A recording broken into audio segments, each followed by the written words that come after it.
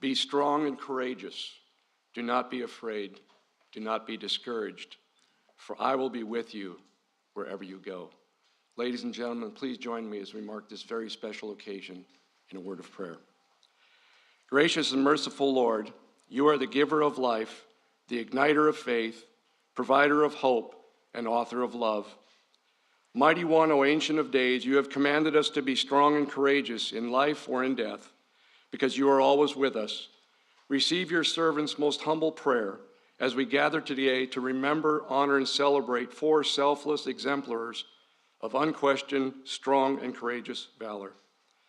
Staff Sergeant Edward Kaneshiro, Specialist Dwight Birdwell, Specialist Dennis Fujii, and Major John Duffy's strong and courageous actions in Vietnam inspire us all.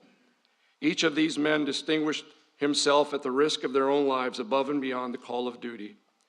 Lord, you provided our nation and our army a buffalo soldier imbued with the courage to believe we can, we will, the commitment of a cavalry raider who was prepared and loyal, the care of a combat medic to preserve life, and the character of a special forces warrior to free the oppressed. When our nation asked who will go, each of these men declared, "Here am I, send me." Today, a grateful nation bestows its highest honor to these men of valor who look not only to their own needs, but to the needs of others in time of extreme crisis. Almighty God, be present with us during this ceremony as we recognize the intrepid service of these heroes. Richly bless the recipients we honor today, along with the many family members, comrades in arms, and dear friends who support them. May the actions of these men in the crucible of combat inspire others to acts of personal courage and selfless service. Guide our nation and leaders. Preserve us all under the canopy of your everlasting love and care. It is in your majestic and mighty name I pray. Amen.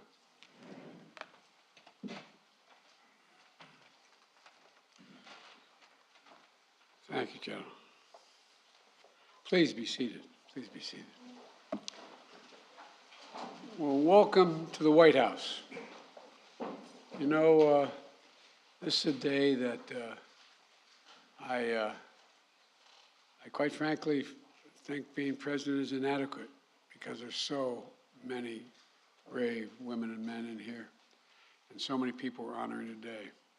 Mr. Secretary, Chairman of the Joint Chiefs, senior military officers, thank you all for being here.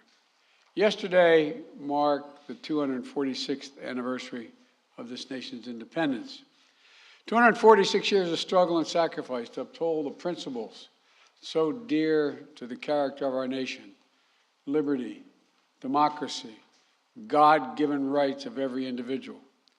It's a journey that has never finished, and it never will be fully finished. It's a work that requires us to look ahead to the future we want to build, and to look carefully at our past, to understand fully where we've come from. For each of those 246 years, American patriots have answered our nation's call to military service. They stood in the way of danger, risked everything, literally everything, to defend our nation and our values. However, not every service member has received the full recognition they deserve.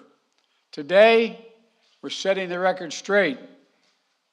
We're upgrading the awards of 4 soldiers who performed acts of incredible heroism during the Vietnam conflict, to respect the conspicuous gallantry and the intrepid ability of their service. I mean, it's just astounding when you hear what each of them have done.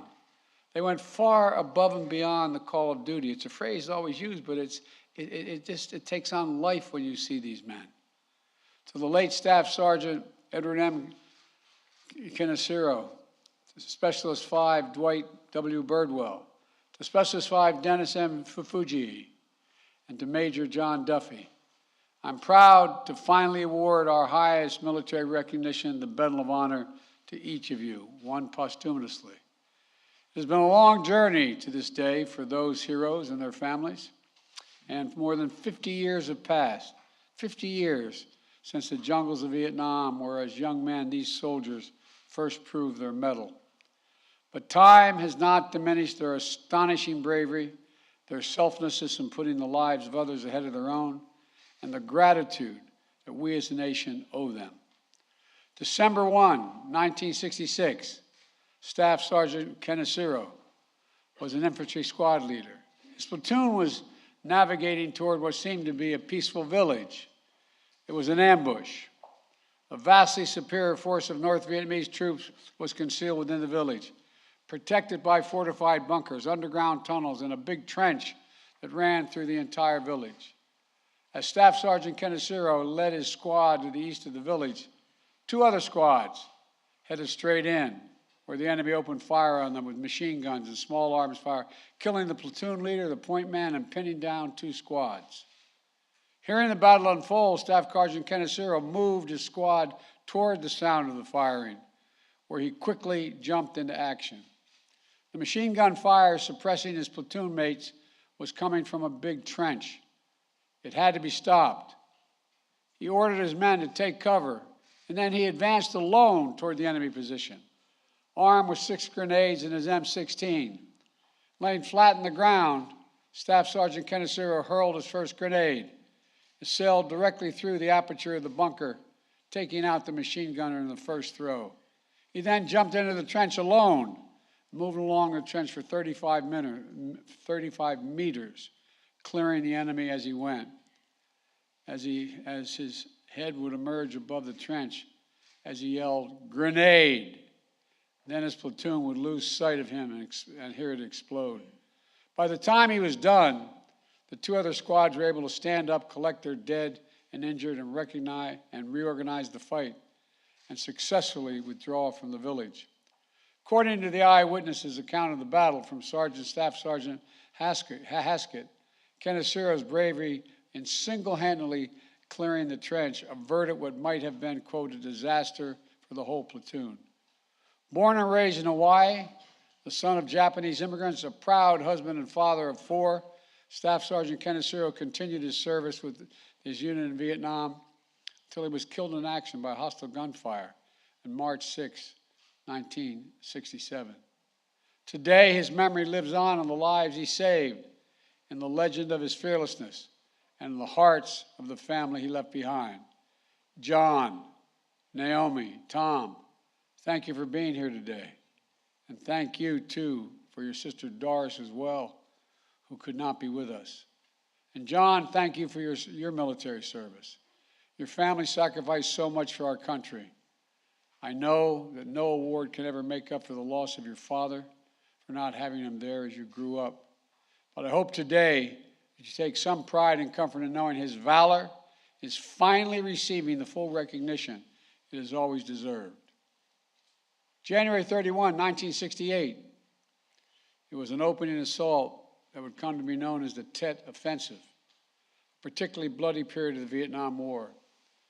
North Vietnamese forces launched an attack on a strategically located air base near Saigon.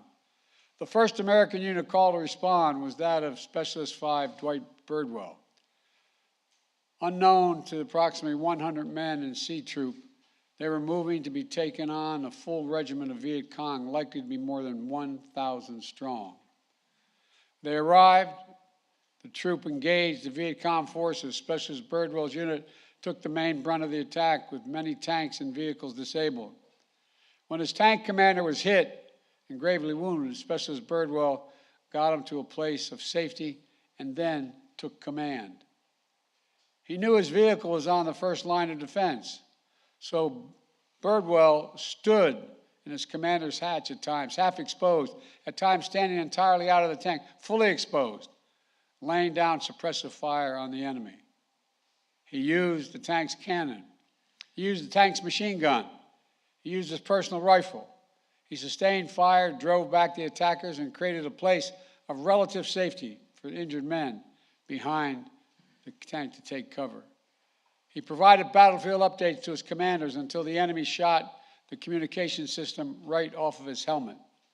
When he ran out of ammunition, he ran to retrieve an M60 machine gun and ammo off the helicopter that had been downed in a flight to keep firing on the enemy. And even when that M60 was hit by enemy fire, causing it to explode and send shrapnel into Birdwell's face, chest, arms, and hands. He remained on the battlefield. When he was ordered to load onto the medevac helicopter, he complied. This I find amazing, only to crawl right back off the other side and to keep on fighting. That's what you call taking orders and causing trouble. God love you. Only after reinforcements arrived and only after he helped treat the evacuees, his fellow wounded, did Specialist Birdwell agree to evacuate himself. At the time, Birdwell received a Silver Star for his outstanding heroism on the battlefield.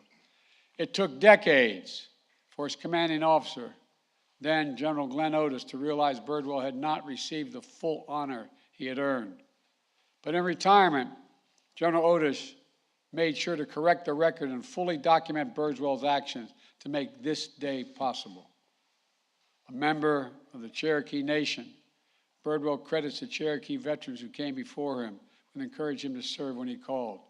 And I might note, Native American communities, a larger percentage, serve in the United States Armed Forces at a higher percentage rate than any other cohort in America.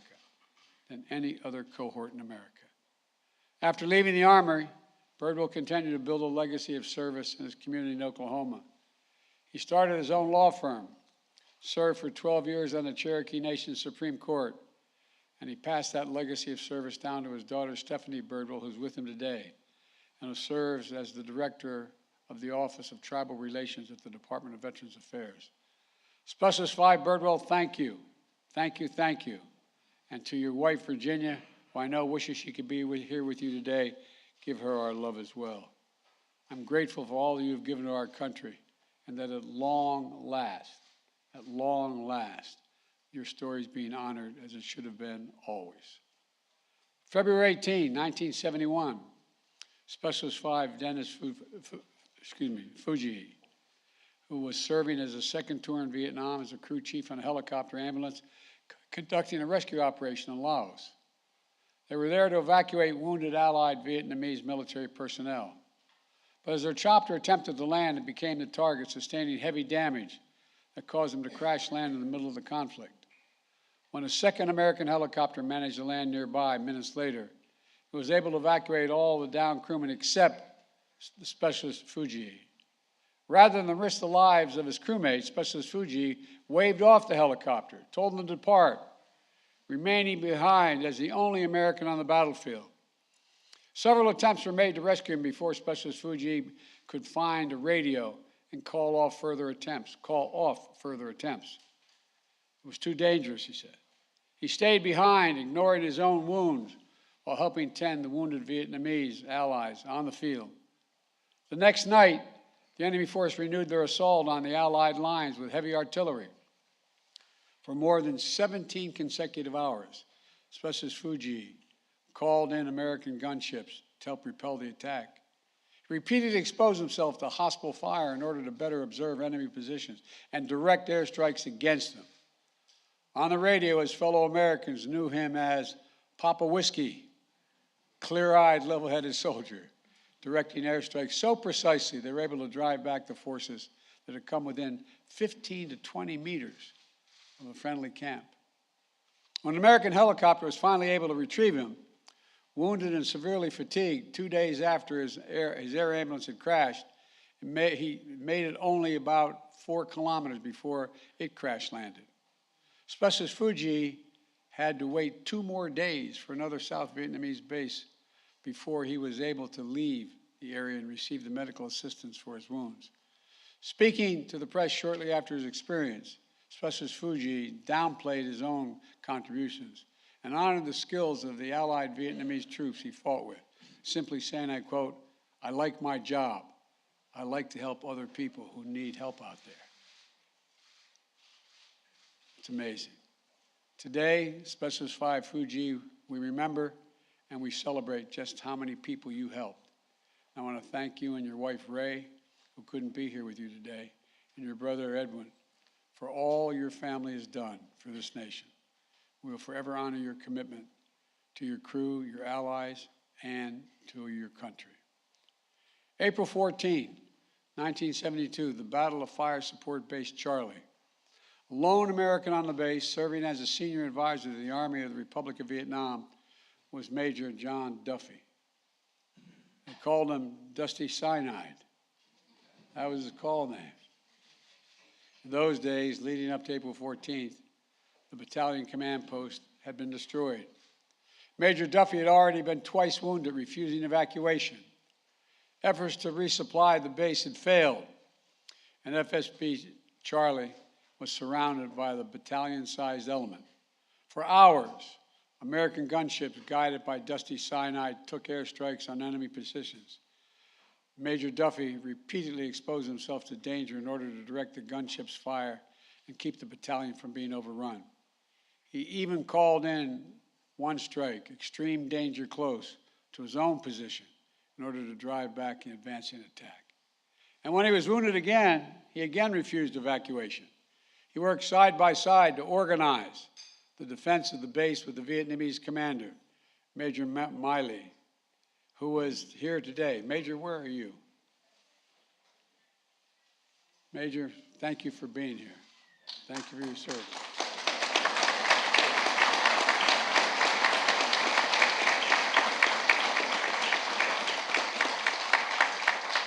It's an honor to have you here. When they finally had to abandon the base, Major Duffy volunteered to lead the rear squad and cover their retreat. And when the withdrawing soldiers were ambushed early on April 15th and many of the injured troops scattered, Major Duffy remained with those who were wounded, rallying them to make it to an established evacuation zone despite being constantly pursued by the Viet Cong. Upon reaching the exfiltration site, Major Duffy again made sure he was the last to board the helicopter. And finally, the airship was ready to depart.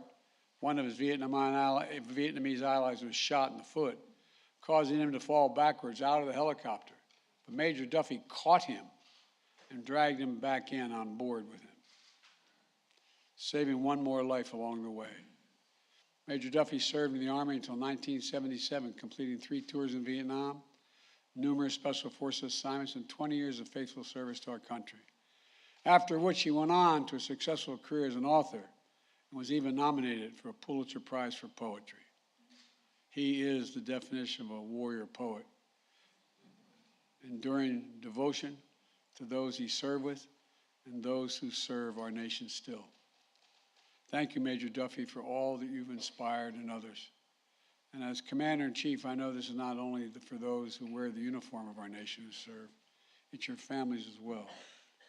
So Mary, thank you for all that you sacrificed over the years as well. To Marcus and Judd, I want to emphasize what you already know. Your grandpa's a hero, flat out, unadulterated hero. We're able to take these actions today to upgrade the awards and properly honor the duty and devotion of those soldiers. Thanks to individual dedication of those who serve with them. And because of a congressionally ordered review of the heroic action of Asian Americans, Native Americans, and Pacific Islanders awarded the Distinguished Service Cross during the Korean and Vietnam Wars, to make sure we properly honor the contributions of Asian Americans, Native Hawaiians, and Pacific Islanders and their service they've made over the years. We did a similar review of World War II era awards.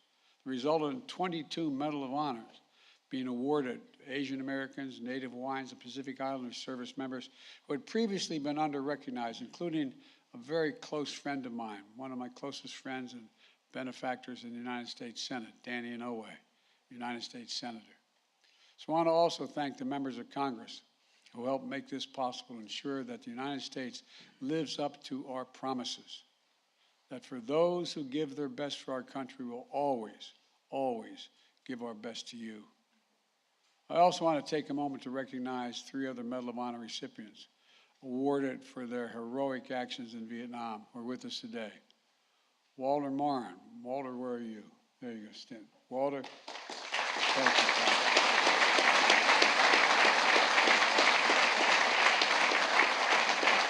And James McLuhan.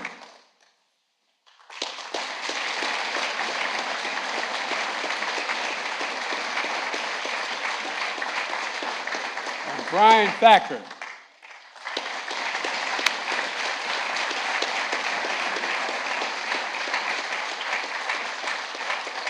Thank you for being here to help us recognize these newest honorees. And I want to also note that last week we lost a giant in this community. Herschel Woody Williams passed away at the age of 98, the last Medal of Honor recipient of World War II. Honored by President Harry Truman for his valor during the Battle of Iwo Jima, Woody Williams will soon lie in honor in the United States Capitol. And his passing is a reminder of what so many Americans of our greatest generation sacrificed to preserve liberty, democracy, and for our nation and for the world. Now it's my great honor to ask for the citations to be read as we award the Medal of Honors to the late Staff Sergeant Edward N. Kaneshiro, Specialist 5 Dwight D. Birdwell, Specialist 5 Dennis M. Fujii, Major John J. Duffy. Thank you all, and may God protect our troops. Thank you. For my staff tonight.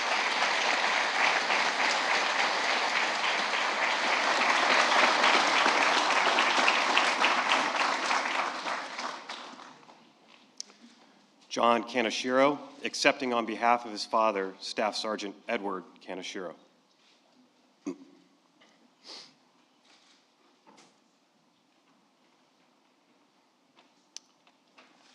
Attention to orders. The President of the United States of America, authorized by Act of Congress, March 3, 1863, has posthumously awarded, in the name of Congress, the Medal of Honor to Staff Sergeant Edward N. Kaneshiro, United States Army, for conspicuous gallantry and intrepidity at the risk of his life above and beyond the call of duty. Staff Sergeant Edward N. Kaneshiro distinguished himself by acts of gallantry and intrepidity above and beyond the call of duty while serving as an infantry squad leader with Troop C, 1st Squadron, 9th Cavalry, 1st Cavalry Division near Pha Hu 2, Kim Song Valley, Republic of Vietnam, on 1 December 1966.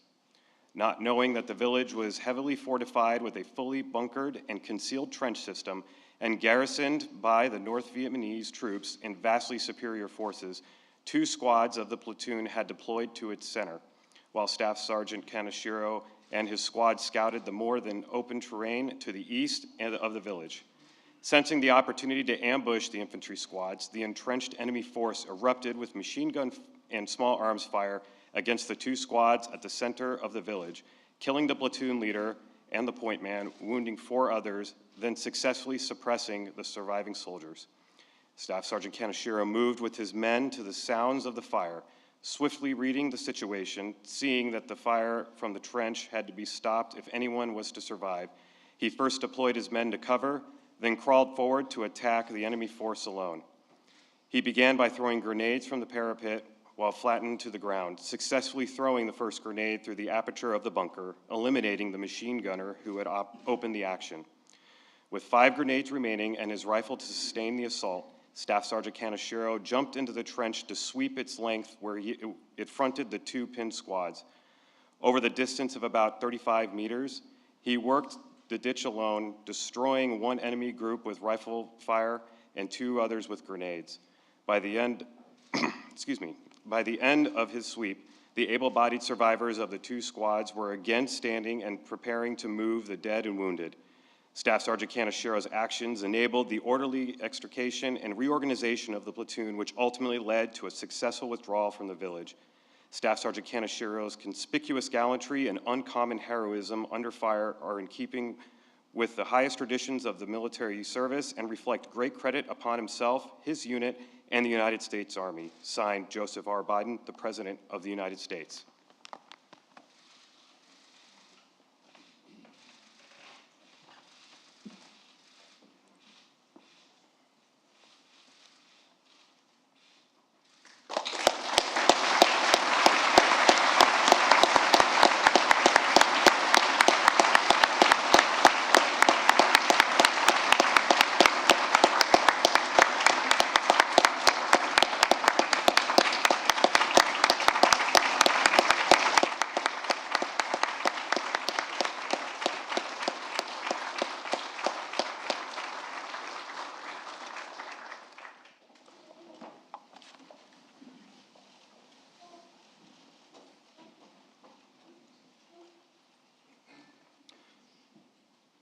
Specialist 5 Dwight W. Birdwell.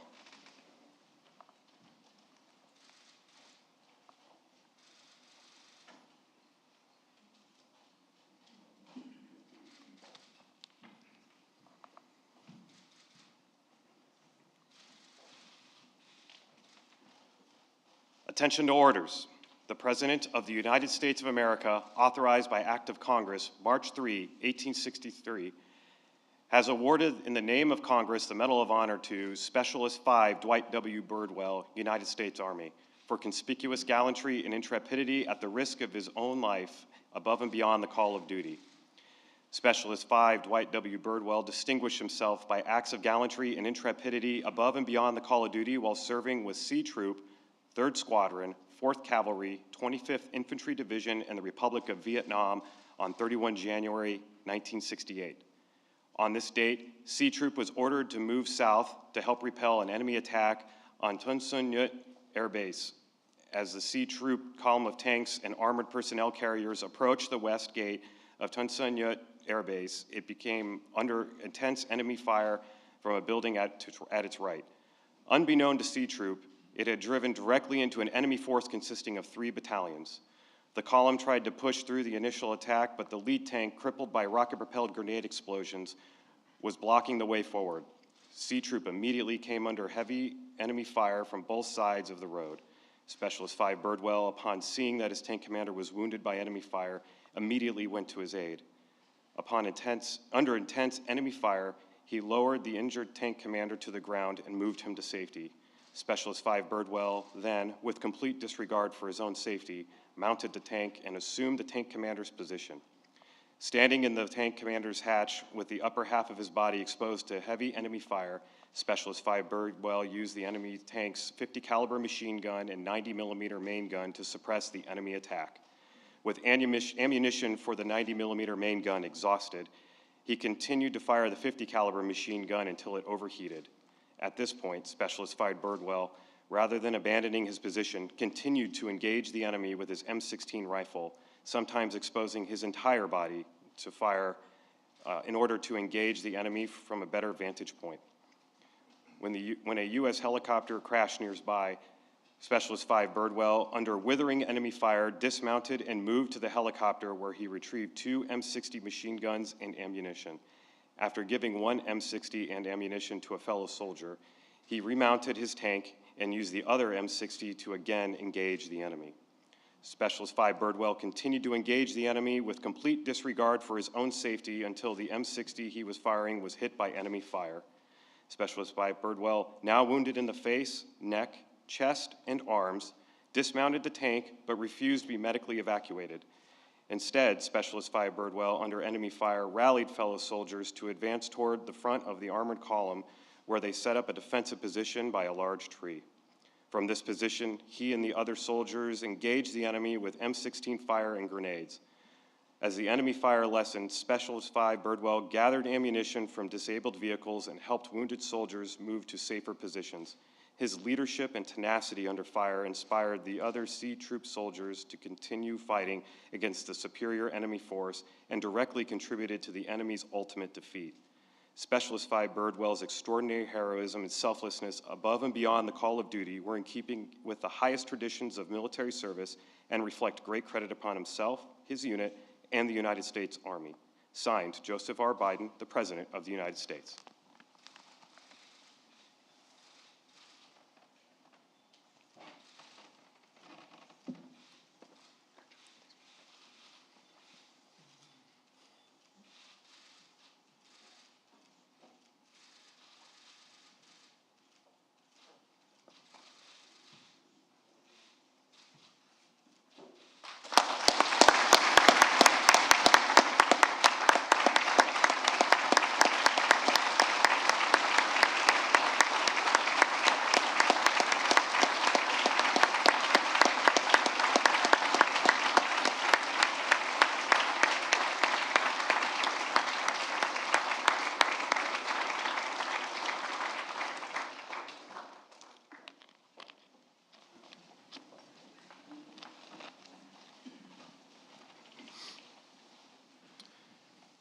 Specialist 5, Dennis M. Fujii.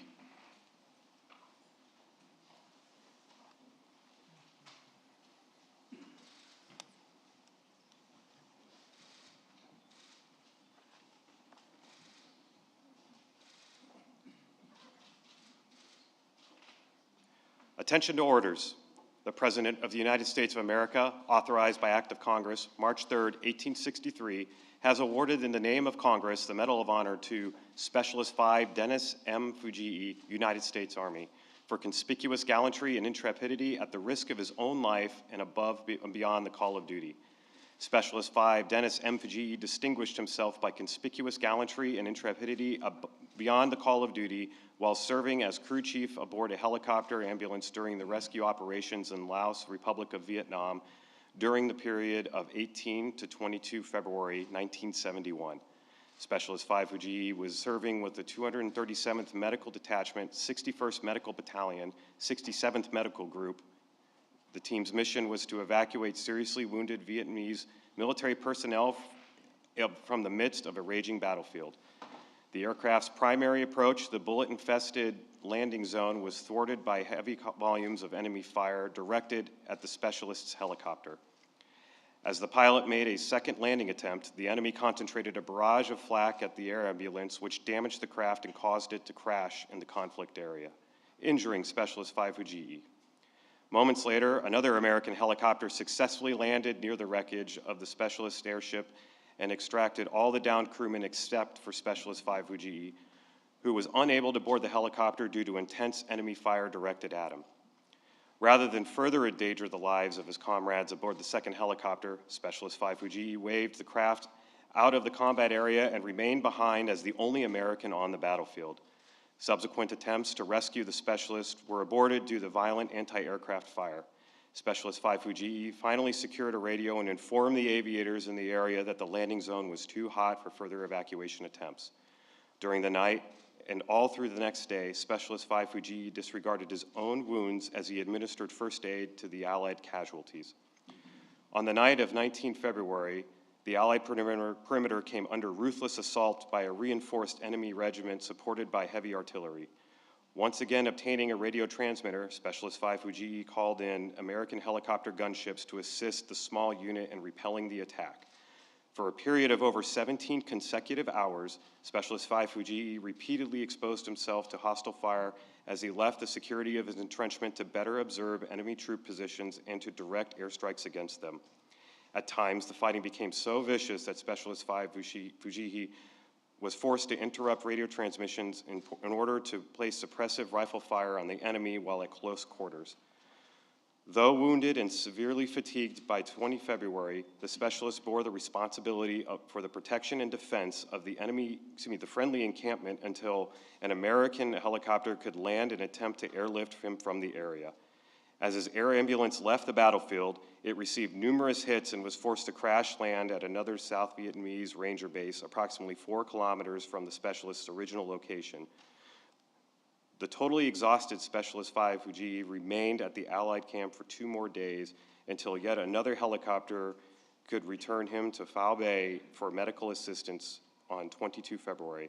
Specialist 5 Fujii's extraordinary heroism and devotion to duty were in the keeping of the highest traditions of military service and reflect great credit upon himself, his unit, and the United States Army. Signed, Joseph R. Biden, the President of the United States.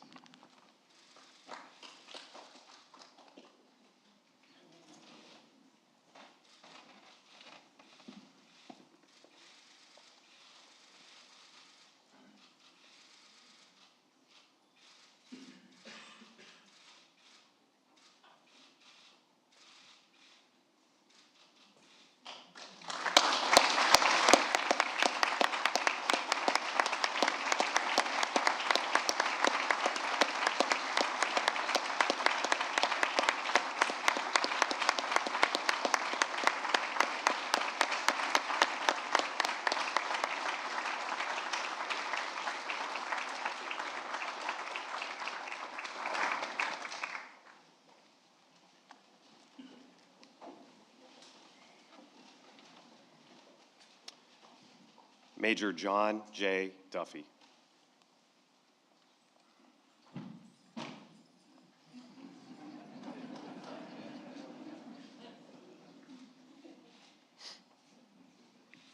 Attention to orders. The President of the United States of America, authorized by Act of Congress, March 3rd, 1863, has awarded in the name of Congress the Medal of Honor to Major John J. Duffy United States Army, for conspicuous gallantry and intrepidity at the risk of his own life above and beyond the call of duty.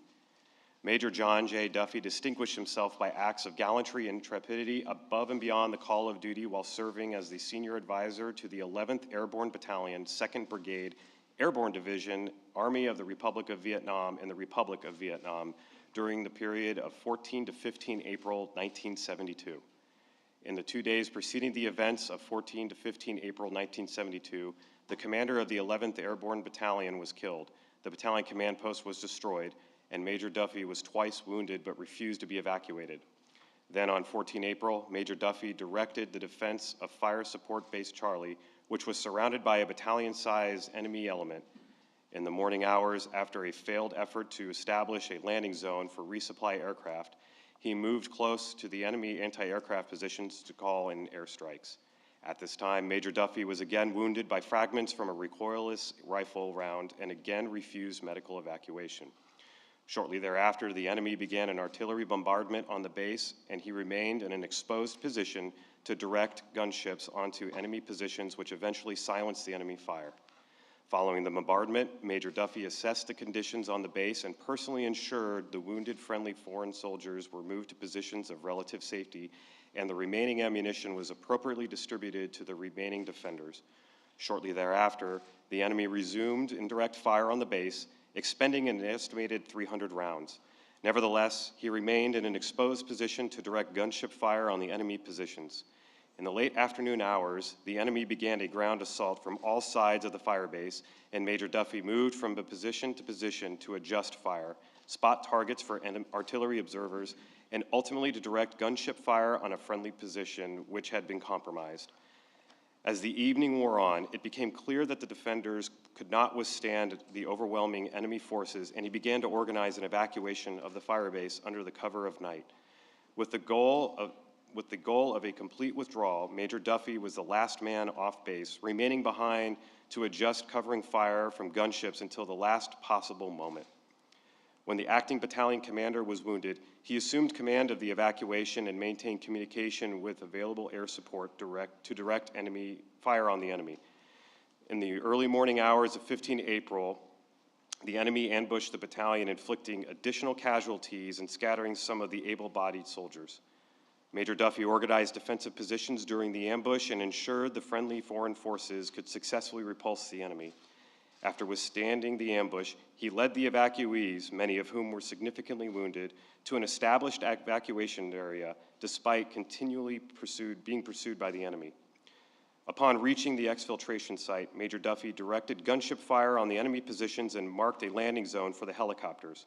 Only after ensuring all of the evacuees were on board did Major Duffy board while also assisting a wounded friendly foreign soldier in with him. Once on board, he administered aid to a helicopter door gunner who had been wounded during the evacuation. Major Duffy's extraordinary heroism and selflessness above and beyond the call of duty were in keeping with the highest traditions of military service and reflect great credit upon himself, his unit, and the United States Army. Signed, Joseph R. Biden, President of the United States.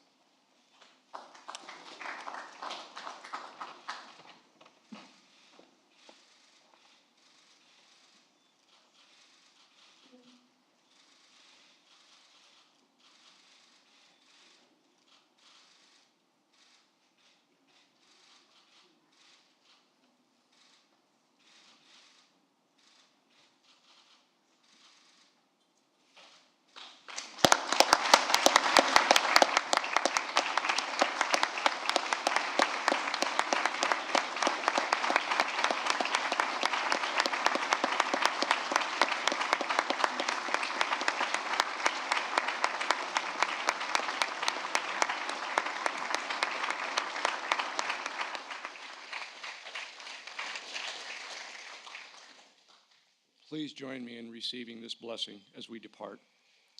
Most holy God, thank you for the lives of these men who inspire and challenge us to extraordinary acts of service. May each of us dare to follow the examples of the warriors in the face of seemingly insurmountable moments of danger and crisis and be like them in kind. Bless Specialist Birdwell, Specialist Fujii, Major Duffy, and the Kaneshiro family, as the names of these men are forever etched into our nation's proud history and the pantheon of heroes who have gone before. May their legacies be the true north for us to seek, and may we all strive to be strong and courageous in the face of a myriad of challenges that life may bring our way. Keep the lamp of liberty burning bright and our nation strong. It is in your holy and mighty name I pray. Amen.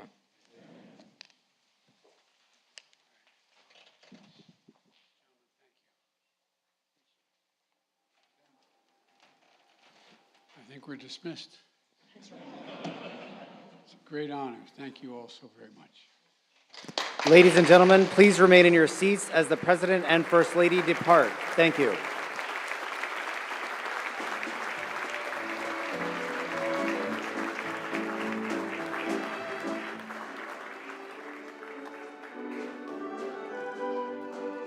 Mr. President, do you plan to go to Highland Park, sir? Do you and the First Lady plan to visit Chicago?